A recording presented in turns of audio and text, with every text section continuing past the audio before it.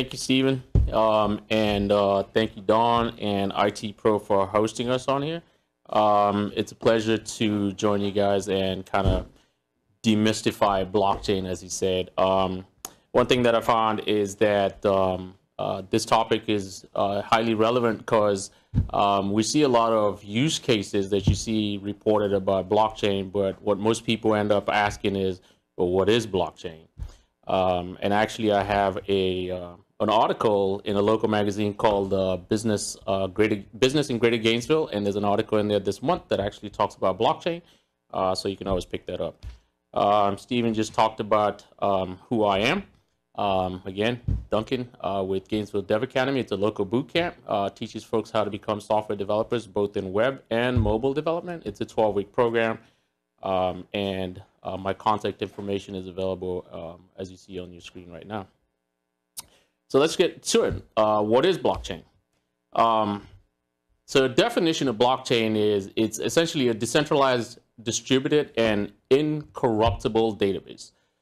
Most of us would think of it as a digital ledger, and I'll explain that maintains a list of records. Each record is called a block, and each block contains the history of every block that came before it across many computers, or what's otherwise known as nodes, as you would hear. Most consider blockchain to be a ledger, a digital ledger, so to speak, much like an accounting system. The only difference, and we'll get into this, is the fact that it helps avoid what's known as the double entry problem that is usually brought on by the human intervention. Just to give you a perspective about blockchain and how old blockchain is, today, believe it or not, blockchain is 3,455 days old.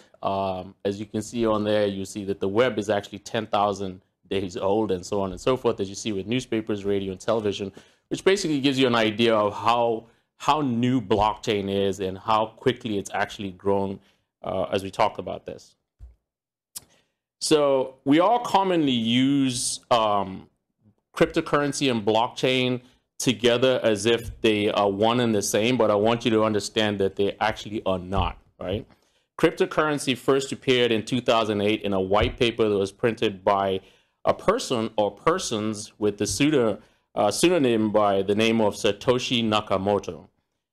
Basically, Nakamoto detailed an innovative peer-to-peer electronic cash system called Bitcoin that enabled online payments to be transferred directly without an intermediary. Currently, current platform is that you would typically take your money to a bank or write a check. That check goes through a bank system. The bank system sends it to the next person that you're paying to. And in this particular instance of this innovation was being able to directly pay one another without having anybody in between. The technology that makes this all possible is what we're talking about today is blockchain. Although commonly associated with cryptocurrency, blockchain technology has many other applications, which you'll get to find out later on. You may say blockchain is to Bitcoin as the internet is to email, if that helps you understand the framework. And a great example of evolution and broader application of blockchain beyond currency is the development of what's known as Ethereum, a public blockchain for peer-to-peer contracts, and that too will be discussed later on. We'll get into that a little bit. So how exactly does it work? Looking at this model here, essentially you would have a person that is creating a transaction or wanting to send you money, maybe, or pay you for something. When that happens, that record is actually stored and distributed along in a node or in the network. And in that network, what happens is that information is validated and made that it's make sure that it's accurate, because essentially what we're working is a trustless system that basically has an algorithm to make sure that all transactions are legitimate. And that ends up being validated and through a process known as mining with miners, and we can talk about that in a little bit. And each block ends up building a transaction record, which is called a blockchain, in order to validate all the transactions that happen and keeping a current record.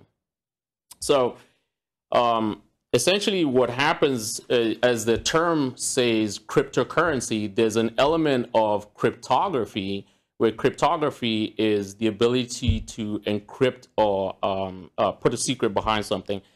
And so what they have is what's known as a cryptographic hash function that helps to secure your data so that it's incorruptible, as we mentioned. A cryptographic hash function is a function which takes an input or message and returns a fixed size alphanumeric string.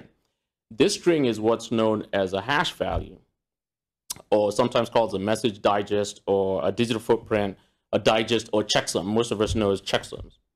One critical characteristic of a secure cryptographic hash function, it's one way or is immutable. Once you create it, there's no way to go back out of it. So if I put a hash value on something, you cannot reverse it to figure out what the original context of it was.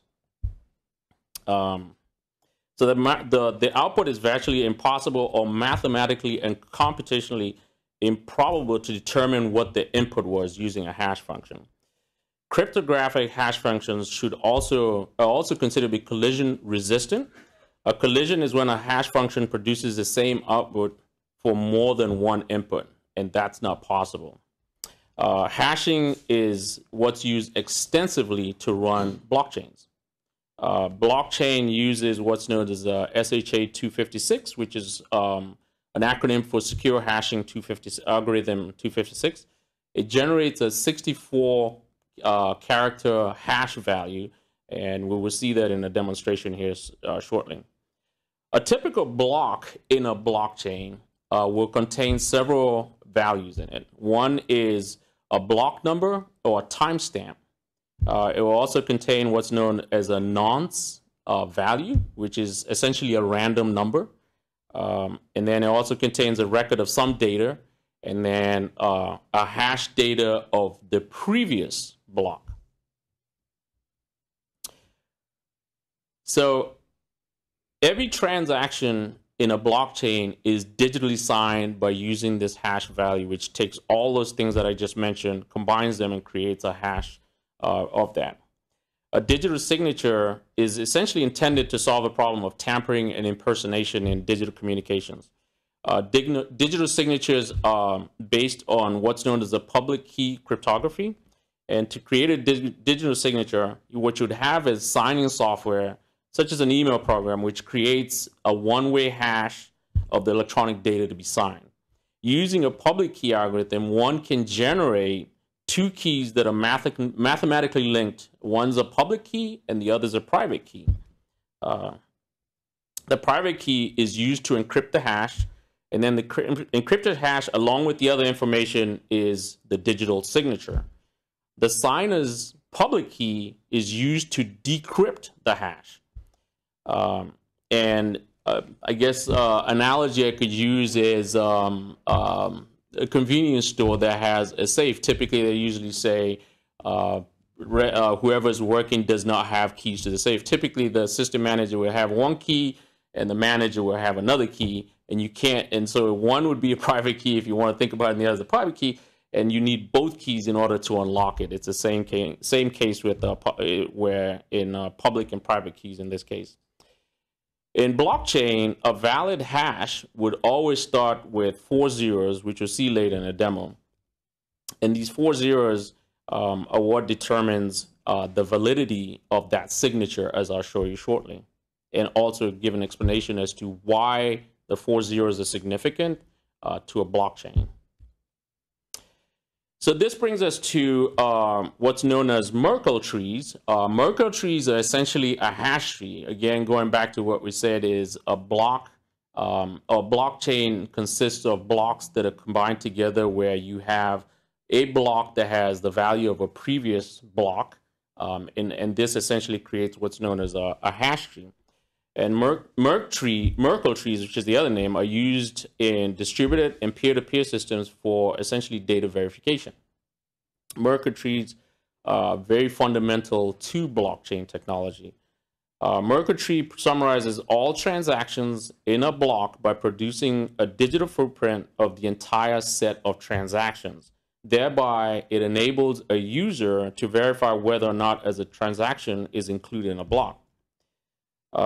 It's a tree where every leaf node is labeled with the hash of a data block, and every non-leaf node is labeled with the cryptographic hash of the labels of its child nodes.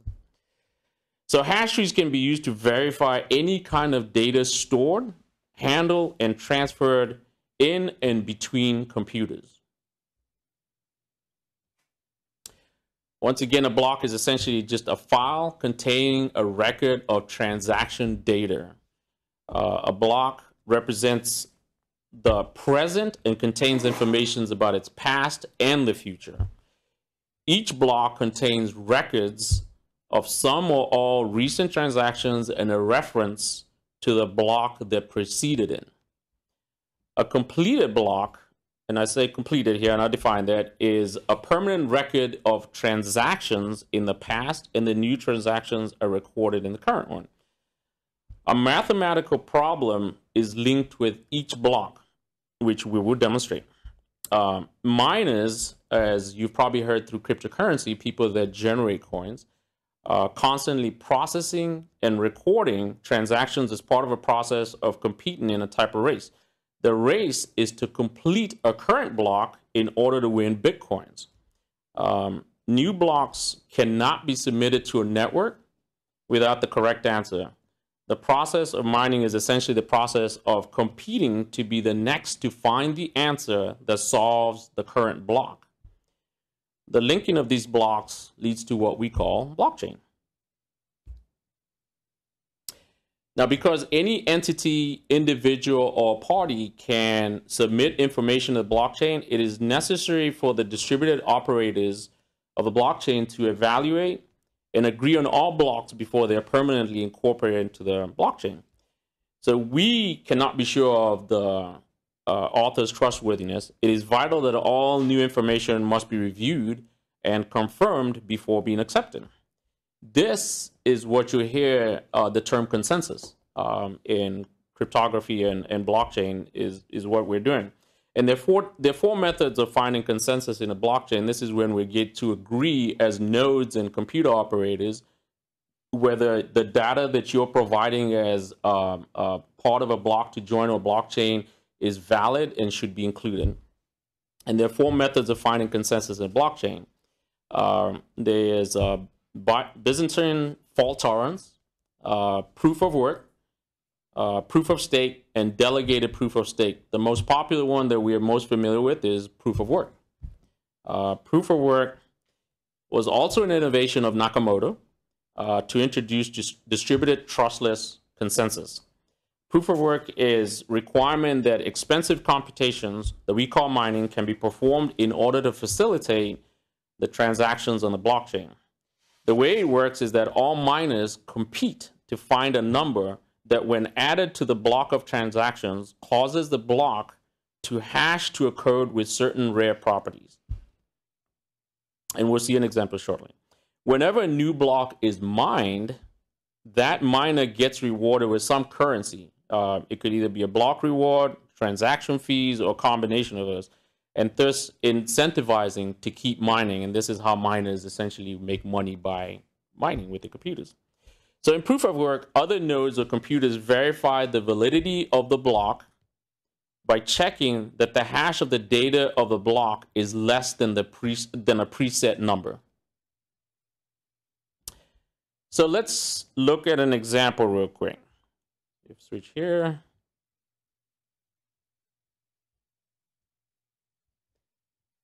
So we talked about hash values, and what I wanted to show you, this is part of cryptography, is that every piece of data generates a hash value that is 64 characters, as you see labeled down here.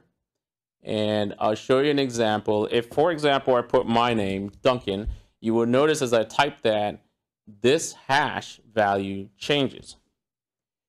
This data that we put on here, you can have any amount of data. It could be several paragraphs long, and it will always create a 64-character hash. You'll notice that if I change this and put a 1 after my name, that the hash completely changes. So how does this work with the block? Let's see that. So in a block, you will have, like I said, a block number or a timestamp. You will have a nonce, which is just some random number, and then you have your data, and then you have your hash value. So typically in a block, like we said, you'd have transactions. So for example, I want to store data that says Peter paid Bill $10. I can actually put that in here. Peter paid Bill $10. And Jane, I think it says Jane paid Peter $100. You'll notice that, again, the hash value is always going to be 64 characters no matter how much data we put into it. What you'll notice is that screen actually went from green to red because this is essentially not signed. Remember I said that in blockchain, a hash value is considered signed when it starts with 4 zeros. So here's the mathematical computation that a computer does, which is try and figure out how to get 4 zeros right here, which typically means changing the value of the nonce. And you could sit there and do this manually all day long until you find the right value, but that could take you forever. A computer can do about 4 million hash values per minute, I believe, if not less than that. But here's what miners do. You'll have a computer and you can tell it, go ahead and mine that and solve the problem. And what you'll notice is now it's green, it has a new nonce value, and this hash value now starts with 4 zeros, which means that this block is now signed digitally and is valid. Of course, this is still verified by all the other nodes to make sure that it's acceptable so that it can be added to a chain. So let's get to a chain. What is a blockchain? This represents a blockchain, which is several blocks, obviously, and each one of them can hold its own value. You'll notice that in a block, if everything is signed, in this particular instance for visual purposes, every one of these blocks is green. If I should decide to change the value of this and add some information, well, that block suddenly went red, means that it is not digitally signed and it's probably not valid because the assumption is somebody messed with the blockchain. And this is where that idea of double entries in digital ledgers cannot happen, because this will immediately flag every node that there's something wrong with it, especially when you try and do a consensus on it. And so you'll notice that every transaction going backwards from here would end up all being red, which means it invalidated a whole bunch and it would never be accepted. But you could essentially mine this particular block and it became valid, but then you'd have to go to the next block and keep doing this over and over. And as you can imagine, if you have every transaction that's ever happened in the lifetime of blockchain, this could take you forever. And so that typically would never happen. So that is essentially a quick demo of how blockchain works and how the computation is. Now, for every one of these, as I stated, every transaction, there's essentially, when we think about cryptocurrency, Bitcoin and all that, there's fees associated with this, because clearly as a miner, it costs you money for the energy. And so for every transaction or every action that you do that computes to a right signature and is accepted by consensus into their blockchain, you get rewarded for the transaction fees that were associated with this, as well as for your consumption. So it could be very profitable or lucrative, but it is also very highly expensive from an energy perspective, because your computers are computing a lot of information. All right, so back to this. So as I said, essentially blockchain is in essence just nothing but a database that features distributed, tamper-proof operation, and typically use a public ledger or timestamp for transactions. And like I said, it's not strictly related just to currency. It can be used for other applications. And with that, I'm actually going to turn to my colleague Mirek, and he will actually go into some further detail about other application uses and other stuff and how you can get involved with cryptocurrency.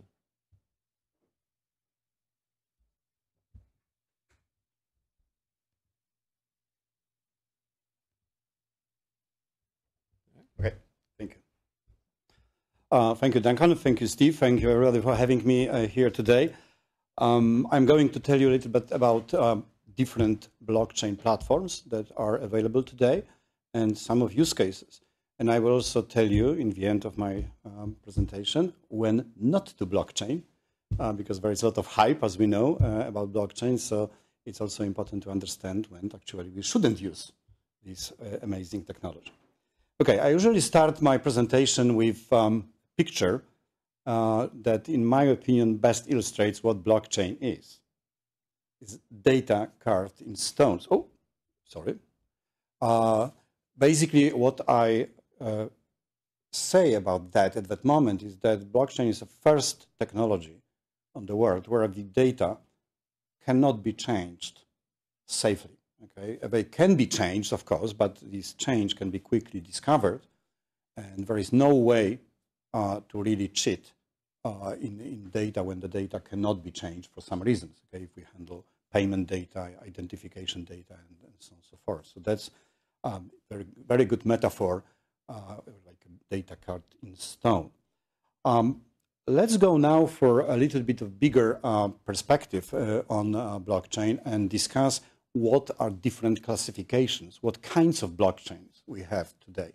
So first and foremost, Bitcoin and some other blockchains that I will tell you about are public blockchains. So that means that literally everybody, anyone can join and participate in the network. And that's the nature of Bitcoin as a currency.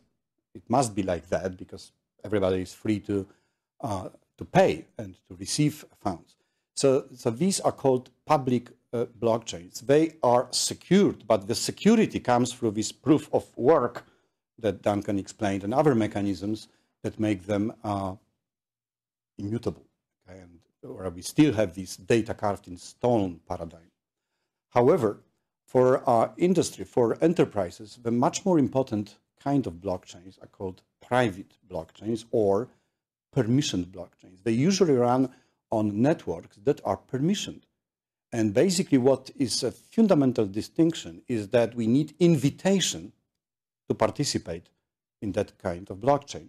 And this invitation can be validated by network operator or by set of rules that we have for joining the network. So private blockchains allow implementation of blockchain technology for banks, for enterprises, for a variety of businesses, and resolve problems that are typical to the current existing or legacy databases that we had so far.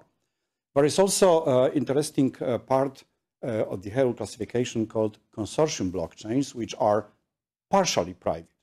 Basically, the idea is that we have trusted set of nodes that can validate the blockchain, that they can run these consensus mechanisms that Duncan explained, and the other users can be literally everybody.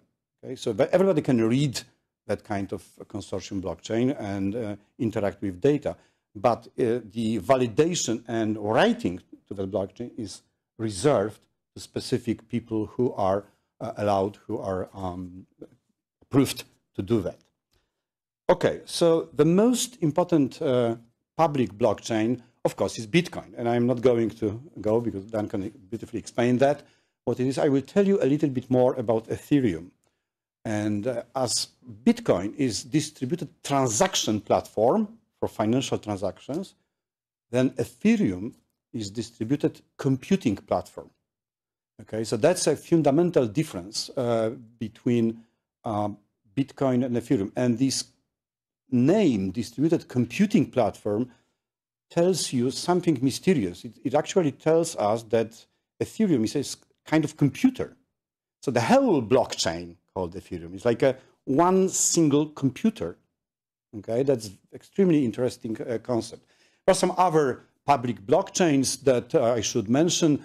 Hashgraph EOS, NEM, Tezos. Some of them are controversial. Some of them may be reading last Wired magazine about Tezos. Extremely interesting article about that. But I would like you to come back to the explanation again about Ethereum so that we understand it. So this diagram shows again this fundamental feature of Bitcoin, which is the database of transactions. Now, Ethereum is database of smart contracts, which basically are computer codes and data that are generated and consumed by these contracts.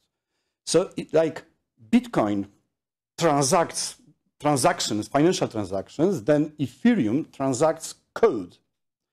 And now imagine what is the philosophical difference here. Because it's code, it means that we can do everything. Literally anything we wanted, which we can code into the language that is on Ethereum, can be part of the transaction, can create the global computer. And one of the best intro to Ethereum was given by Dr. Gavin Wood, who is part of Ethereum. I really recommend to go to this link that I copied here, because it shows literally how amazing idea was created with the invention of Ethereum. Okay, so that's public blockchains. Now, private permission blockchains. There is a lot of concepts, a lot of software packages. I selected only a few of them, and I'm going to tell you a little bit about one of them because it's almost impossible even to go into details. Hyperledger is this one that I selected, so in the next few slides I will tell you a little bit more about that. I should mention 3 other extremely important private blockchains. R3 Corda. R3, first and foremost, is a consortium of banks and big financial institutions that come up together, invested money into the building of the private blockchain that could be used among banks to facilitate transactions and financial payments. That's what R3 Corda is. And the software called Corda is one of the most prestigious editions or instances of blockchains. Just a note, everything on blockchain, including these platforms, are open source. So anybody can go and interact with software installed, play, and so on and so forth. Ripple. Sometimes with Ripple, there is a lot of controversy. Some people say Ripple is not blockchain, but anyway, I don't want to go into details. It's a kind of specific blockchain that helps bank in payment processing, in digital asset exchanges, and a lot of corporate exchange like bonds and derivatives. So it's extremely important platform today. What is interesting in Ripple is that to finance their operation, they actually launched cryptocurrency called Ripples or XRP. And if you go to any exchange today, you can see that Ripples are very important. They are highly traded and worth a lot of money. So Ripple is certainly a very important platform. And Quorum is actually enterprise version of Ethereum. It is supported and maintained by JP Morgan, do not need to say who they are, and also open source. And so if you want kind of the enterprise level or enterprise version of Ethereum that will run only in your domain, you can go and take Ethereum. Okay, as I promised, Hyperledger. In my opinion, Hyperledger platform, if you like, it's a big platform, is one of the most advanced blockchain system ever invented. Even if the blockchain is short, as we remember, no longer than 4,000 something days, it's still an incredible achievement. Hyperledger is a part of Linux Foundation. So this famous Linux Foundation that was bringing Linux to the world now decided to somehow take care about the development of blockchain and apply the same quality rules. That's why this is so good. And I will be telling next slides about 2 of them, which in my opinion are more important than others. It's Fabric and Indy, but I need to tell you a little bit about these others. So Hyperledger Barrow is permission blockchain with smart contracts application engine. It's basically another version of Ethereum, okay? Private or permissioned Ethereum. Of course, the code in Barrow, contributed by Monax, is completely independent from Ethereum, but it proves that we can follow the protocol Ethereum and build another software. So it's an extremely interesting platform. And if anyone wanted to use Ethereum-like software inside a corporation or inside consortium among different groups of institutions, Barrow is certainly a choice. Hyperledger Iroha comes from Japan. It was contributed by a company called Soramitsu. And basically it's a general purpose permission blockchain, which is quite easy to deploy, quite easy to maintain, and has extremely nice applications in KYC, know your customer, know your client schemes or projects. Very good, of very high quality, and became part of Hyperledger, even though it's a little bit different from others, both from the origin and also from the underlying architecture. Sawtooth is very interesting blockchain platform because of being done by Intel. And what that means, as maybe you know, since few years, Intel started to include a cryptographic element into Intel chips. Okay, so we have part of the hardware that is designed to make a better cryptography. And Hyperledger Sawtooth is exploiting, using this feature to provide even more security. So some of the institutions are already using Sawtooth because of these elements of additional hardware-based securitization in this platform. Okay, so Fabric, okay, these two left frameworks. Hyperledger Fabric was created by IBM with all the power of the IBM, all the quality. There is another company behind that as well, and a lot of developers in the full open source community.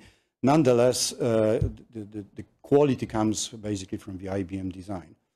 What distinguishes Fabric and what makes it extremely elastic, so to speak, platform is a pluggable consensus protocol. So basically, we are not faced with one protocol. We can change them. We can use many of them. One of the most interesting protocols that I found in Fabric is actually the simplest one. It's called CFT, Crash Fault Tolerant. Basically, CFT is like a replication mechanism.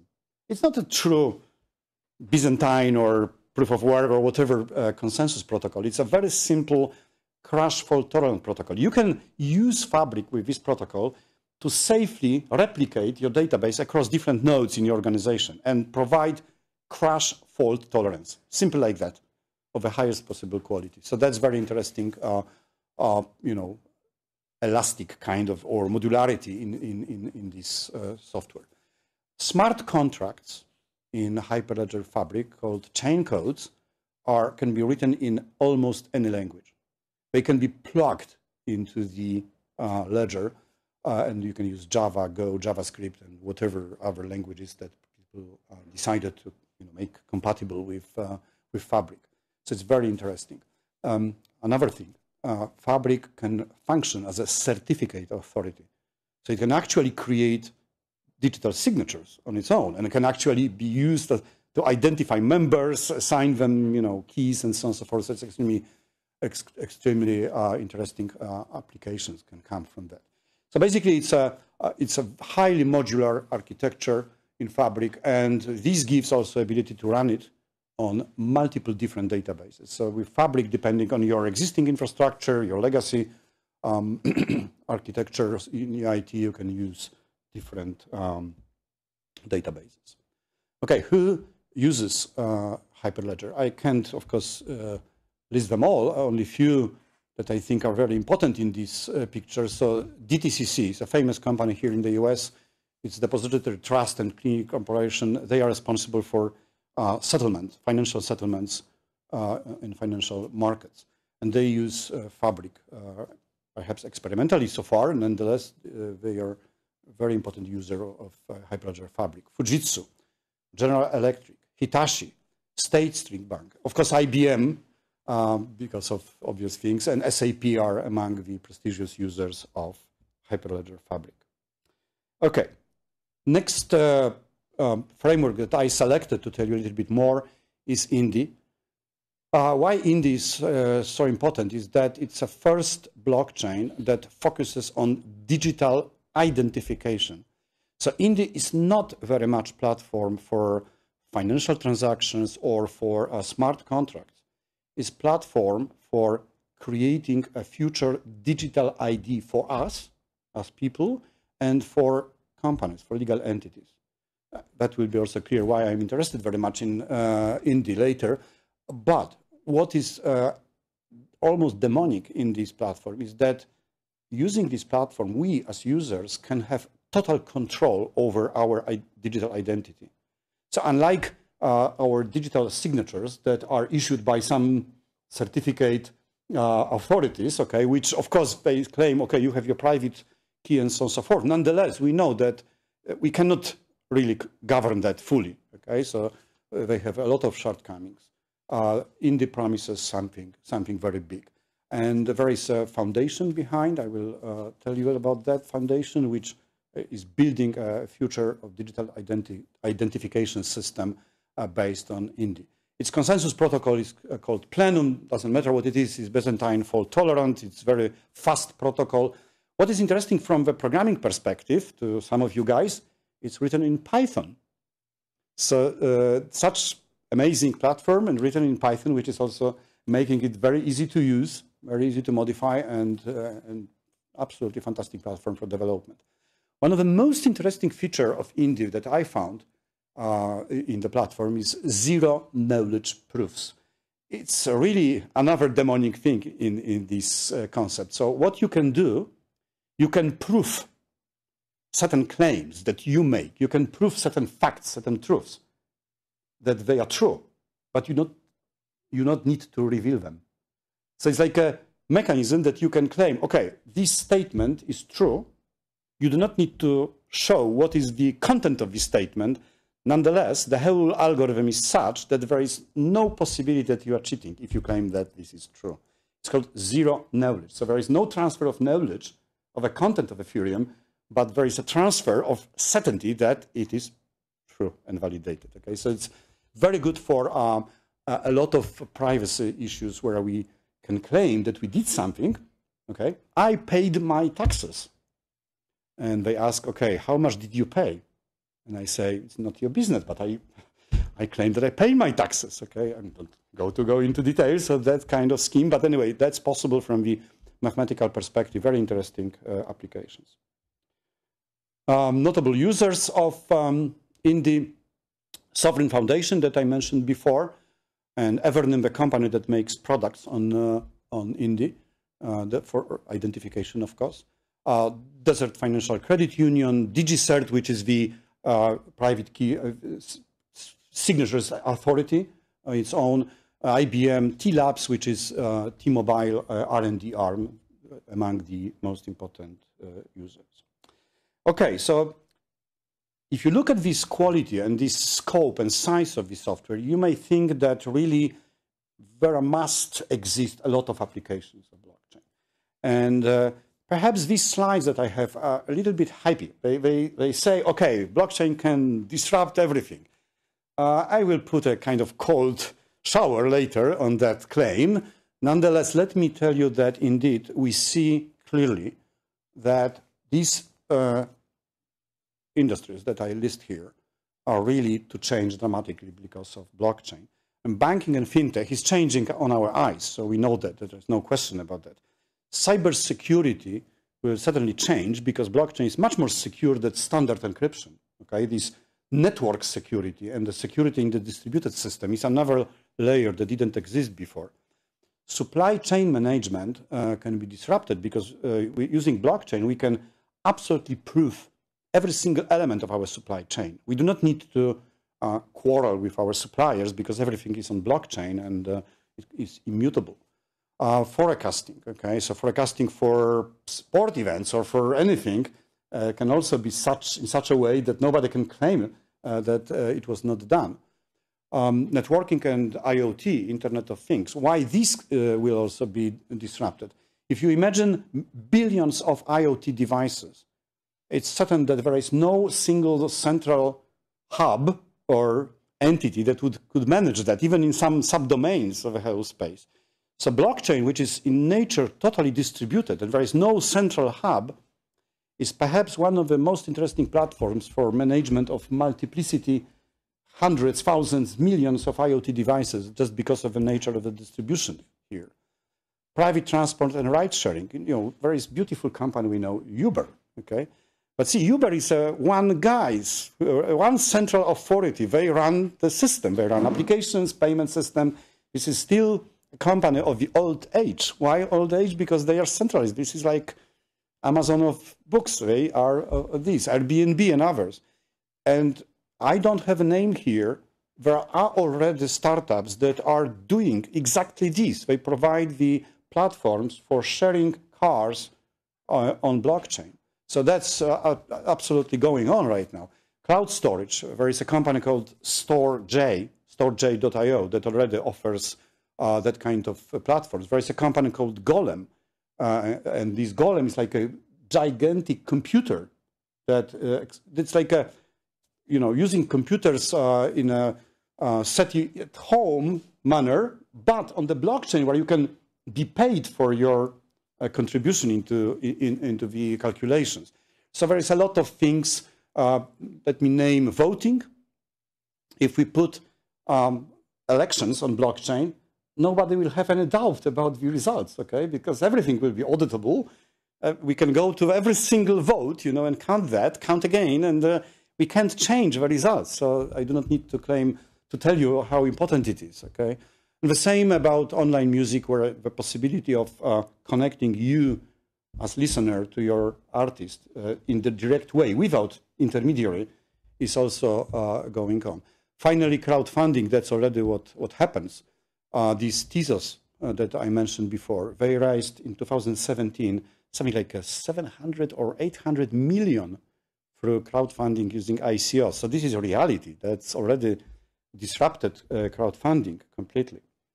Fintech space it has absolutely amazing number of use cases. And in one of the consulting works that we were doing recently in Europe for some central bank in one of the European countries, we have listed a number of use cases and described how we can use blockchain for every single on this list. Of course, I'm not going to go into all of them. I will only tell you a little bit about one case, which is commercial property and casualty insurance, where basically we can use blockchain to make a fraud detection and fraud prevention, claim processing, client onboarding. Onboarding is easier because we have all the data on the blockchain. So there is a lot of interesting solutions when we apply a blockchain to commercial property and casualty insurance.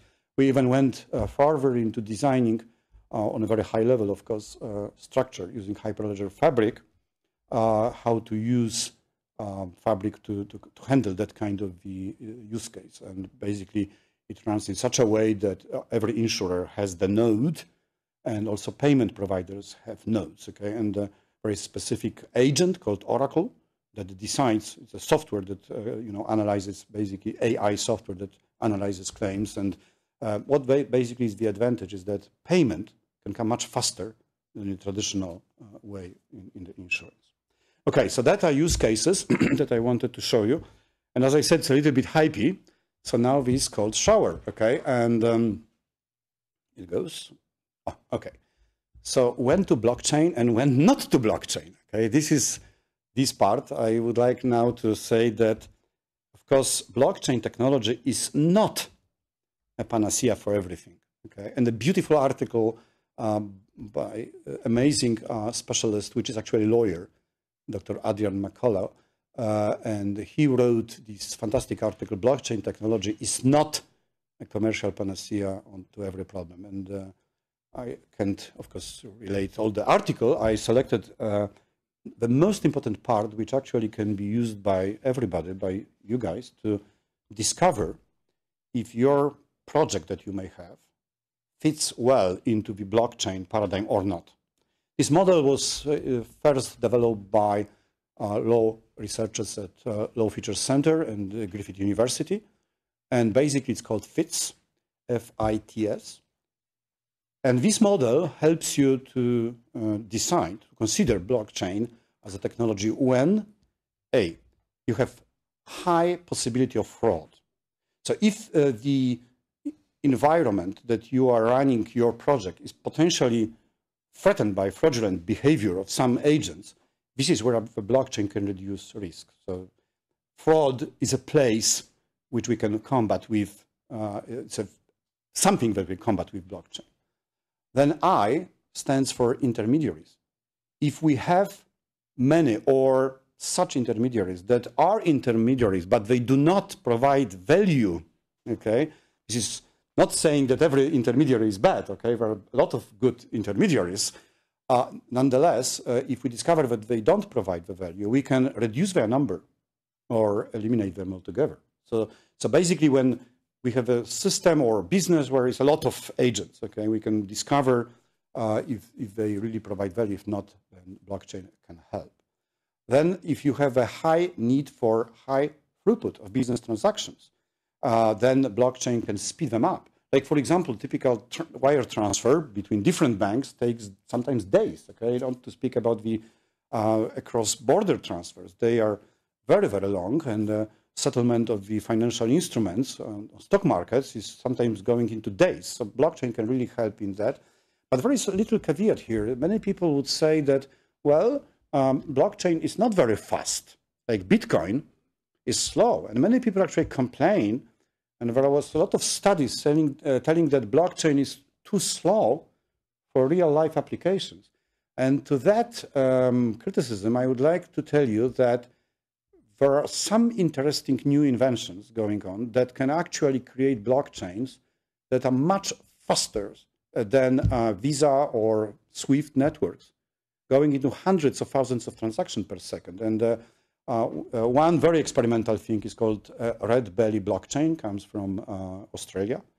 There's an inventive genius who created that concept. There is Hashgraph that made a launch in March this year, very big launch in New York for their extremely interesting blockchain using a double gossip protocol. And there is algorithm that I think comes from some university. I'm not sure, maybe it's even Stanford. Well, don't remember very well. It's Algorand, which is a very, very fast consensus protocol that actually could be used on public blockchains like Bitcoin to speed up, dramatically speed up, by orders of magnitude, the consensus that we can do. So throughput is not a problem. It's actually when we need throughput, that's a kind of the signal that we may use blockchain. And finally, when we have need for extremely stable data, that's this mantra of data carved in stone. That's like a signal that's probably where we need blockchain to go. And I have a very funny algorithmic approach that you can run against your project. I borrowed that from Marcus Sabadello from Austrian Danube Tech presentation, which is like an algorithm to ask ourselves. Of course, it's a little bit primitive, maybe, but actually it gives you a lot of understanding when not to go too quick for a blockchain. So if you don't need a database at all, forget about blockchain. Doesn't make any sense. If you don't need database, then why blockchain, okay?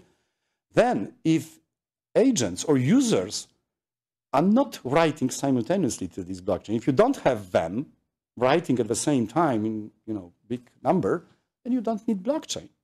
Okay, there's a single user or a single very well-defined number of users, and we can protect database with standard methods. Why using blockchain? Okay, now, if we have answered yes to these questions, then the question is, do the agents or users trust each other? And if they don't trust, we still need to ask ourselves, is there one agent, okay, in whom all others would trust? If we have such an agent, we again do not need blockchain. We can use this agent facility to provide trust. And only when we have agents which do not trust each other, and if there is no one, even in trustful scenario, that we could trust, then we surely need a blockchain. Okay, so this is like a algorithmic approach to tell you that don't go too fast. Okay, in some sense. Then, if you come for these and you are sure that you want blockchain, I really have a few advices. Okay, so that depends, of course, on the question: do you have developers, which are usually well paid today because of these ICOs and everything? So blockchain development is quite expensive, I can tell you, everywhere. Here in the US, in Europe, in my original country, everywhere, it's quite expensive. So if you have them, I certainly advise you to use Hyperledger, one of frameworks, for quality. I don't think there is anything better than Hyperledger.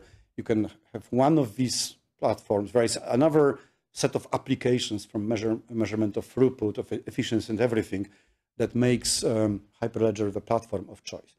But if you don't have developers, or you can't have them in numbers enough for your project, then you can use something that recently started to show up on the stage, which is called blockchain as service. A note here: you need to be quite careful because the nature of blockchain is distribution. So if you have someone who claims, "Oh, I have a blockchain in clouds," then the good question is, really, is it blockchain? Okay, because if it's in the cloud domain of Microsoft, for example, or Amazon or IBM, then the question is, okay, where are the nodes and who control them? Okay, so there is a lot of questions and investigation to be made. Nonetheless, clearly you can use blockchain as service to start your projects, at least to test your ideas, to develop applications that later could potentially be replaced by the real development. You can use Microsoft on Azure. They have absolutely excellent implementation of R3 Corda, Ethereum, and Hyperledger, of course. I think it's Fabric, if I remember well.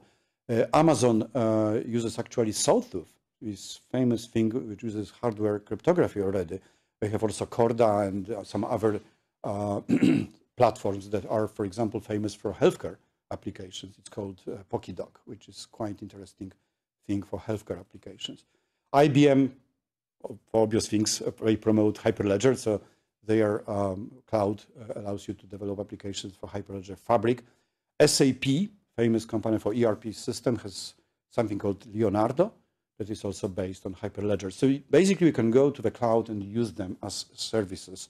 Or some other smaller players like ULedger and PeerLedger that are allowing you to develop applications on the blockchain. Okay, finally, I will tell you shortly what kind of projects on blockchain I was leading and what Macolab, both in Europe and here in the US, is doing in the space. So even though we try to be in R&D part of blockchain, we still have extremely practical applications. So the first application of blockchain that we are now implementing as we speak is for a system called LEI. LEI's legal entity identifiers are universal, global, trustworthy identification for businesses, for legal entities. LEIs were invented by G20 and Financial Stability Board after 2008 crisis, which one of the reasons of the crisis was that we couldn't identify banks, okay, properly. So that was the system that was created.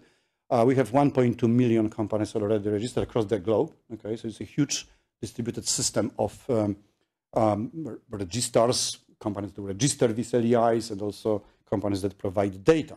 So the mission of LEI Info that I started in March this year in Gainesville, Florida, okay, is to literally enable users to register new LEIs. So you can go to this portal and register yourself if you have a company. And also you can search for other institutions. And basically it serves KYC purposes. You can verify that the bank you potentially can take credit from or buying some securities is really existing and realistic. Okay, so that's what LEI basically is. But I'm going only to tell you about our blockchain idea. So basically the current, switch is too fast.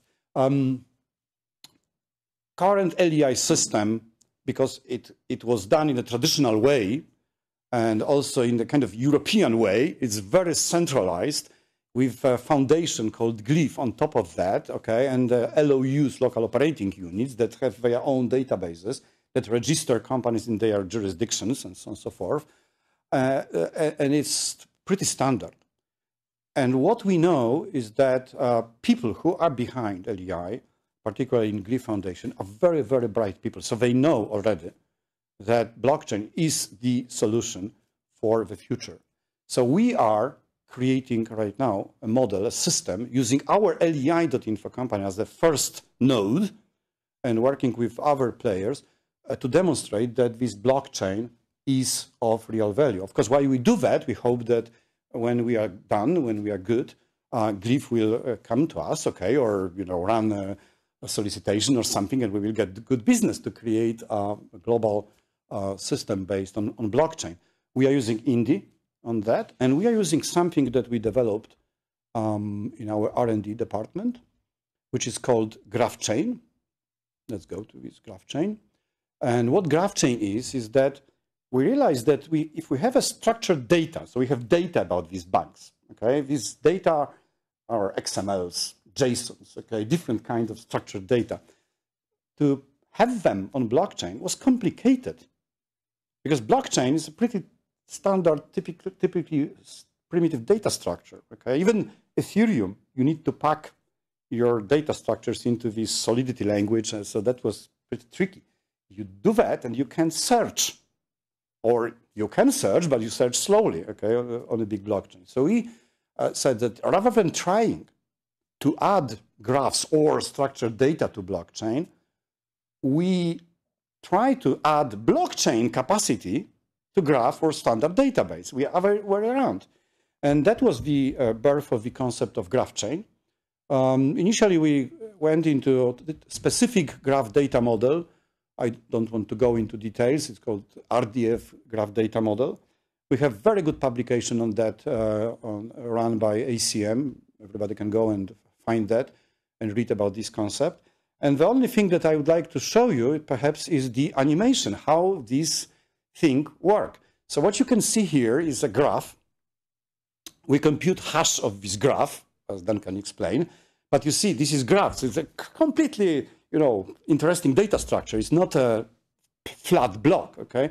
Then we have the concept of the graph chain ledger, which is like a metagraph that contains information about these data graphs. That's where we have that across the whole network, okay? In this simulation showed on all 4 nodes. And we have a consensus mechanism that creates graphs in other locations. And then we have another graph being built and another and another and another.